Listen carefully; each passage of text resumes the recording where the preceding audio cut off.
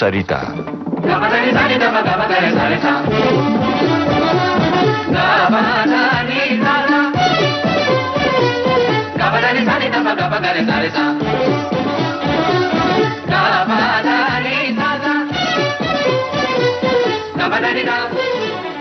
बांसुरी के विविध आयाम संगीत सरिता में लीजिए सुनिए इस श्रृंखला की 6वीं कड़ी। इसे प्रस्तुत कर रहे हैं प्रसिद्ध बांसुरी वादक और संगीतकार पंडित रघुनाथ सेठ। आपसे बातचीत की है वरिष्ठ प्रसारक और लेखक श्री केशव चंद्र वर्मा ने। बांसुरी की संगीत यात्रा में अनेक पड़ाव हैं, कई तरह की मंजिलें आई हैं और इस क्षेत्र के जो साधक रहे हैं उन्होंने उन मंजिलों को पार की है और अपने लिए नई मंजिलें बनाई हैं। और उस मंजिल तक की यात्रा जो है यही अपने आप में संगीत के हर प्रेमी के लिए आकर्षण का विषय है। आज हम इस चर्चा में फिर ये देखते हैं कि संगीत में और ख़ास तौर से बांसुरी वादन में जो नए प्रयोग हुए हैं वो किस तरह बांसुरी के वादन में आत्मसात किए गए हैं। हमारे मित्र रघुनाथ सेठ मैं बताता इसके बारे में कुछ जरूर बता सकेंगे। बांसुरी का विस्तार कहाँ तक है, जैसा कि हम लोग पिछले अपनी श्रृंखला में बोल भी चुके हैं कि उत्तर से दक्षिण तक इसका विस्तार हुआ है। तो दक्षिण से बांसुरी उत्तर में आई और बहुत से ऐसे कलाकार जिनका जो बहुत ही विलक्षण प्रतिभा हुए हैं उनके बारे में भी कुछ बातचीत की जाए। तो इसमें क्योंकि उनकी अपनी एक परंपरा अलग ढंग से रही है और उनका वादन शैली भी अलग है और वाद्य है वो भी अलग ढंग से, यानी हम लोगों के यहाँ बंसरी में 6 या 7 छेद होते हैं, तो वहाँ इससे भी ज़्यादा होते हैं, 9 होते हैं, 8 होते हैं। तो मैं सबसे पहले चाहूँगा कि वहाँ के प्रसिद्ध वादक स्वर्गीय श्री टी.आर. महालिंगम का बजाया हुआ जावली आप सुने।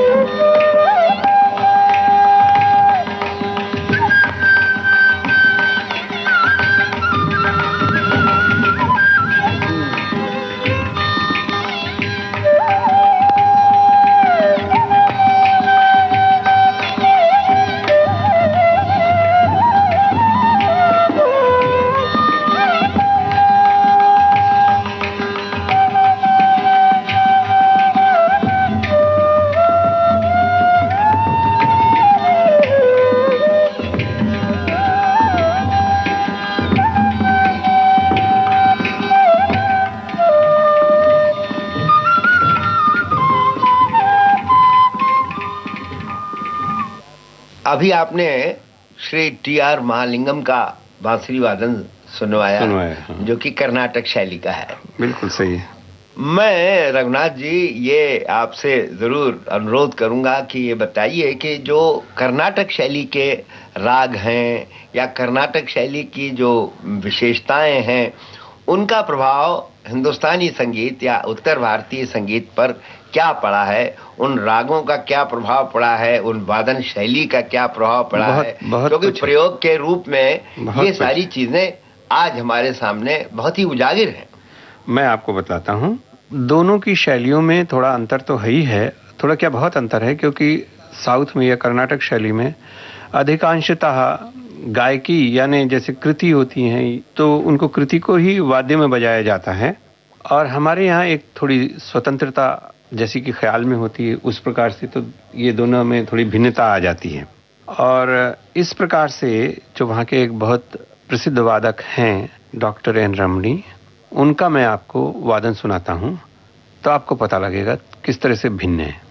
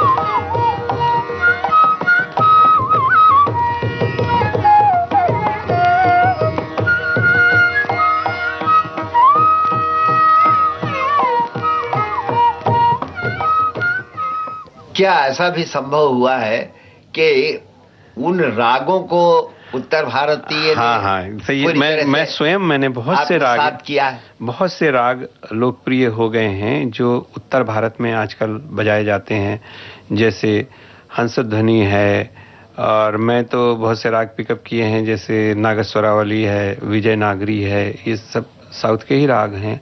और बहुत से राग जो नॉर्थ के हैं वो साउथ में भी बजाए जाते हैं। इस प्रकार आदान प्रदान अब बहुत अच्छा होने लगा है।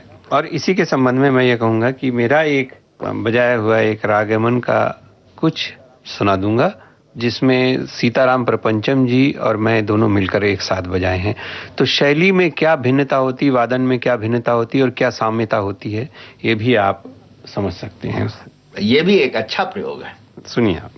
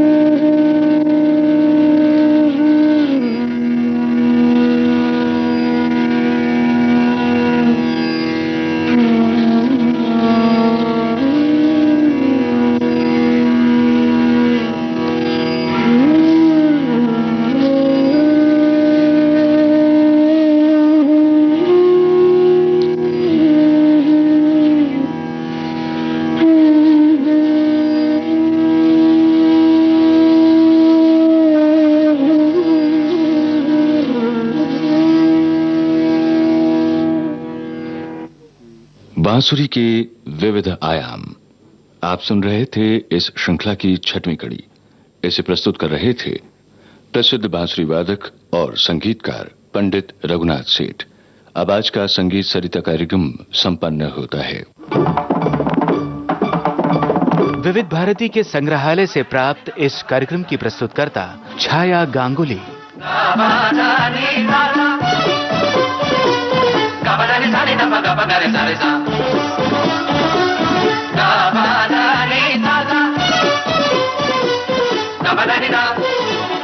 Ba-da-da-da-da.